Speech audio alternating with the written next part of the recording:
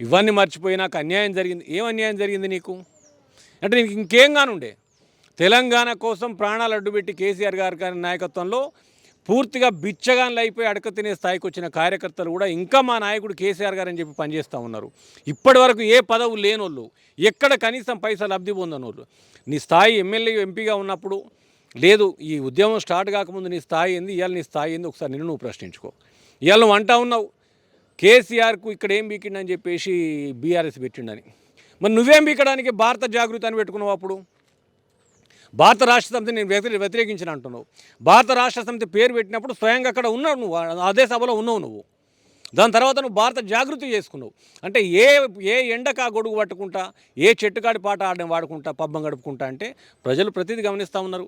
కేసీఆర్ గారి చిత్తశుద్ధి ఎంత అనేది భారతదేశం మొత్తానికి తెలుసు. నీకేం తెలుస్తుంది? బీఆర్ఎస్ అని పెడితే ఏం జరిగిందో పోయి నరేంద్ర మోడీని అడుగు చెప్తాడు.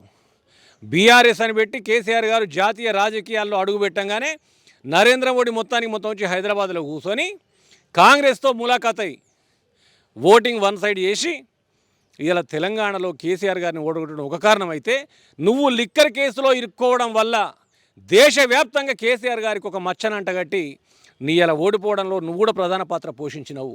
అవన్నీ మర్చిపోయి ఇవాళ నాకు ఉన్న పలంగా మొత్తం అధికారాన్ని కట్టబెట్టుండ్రి, పార్టీని మొత్తం నా చేతిలో పెట్టుండ్రి, నేను చూసుకుంటా, వీళ్ళ కింద నేను పనిచేయనని చెప్పి నీ అహంకారమే ఇవాళ నేను అక్కడ నిలబెట్టింది తప్పితే మరొకటి కాదు.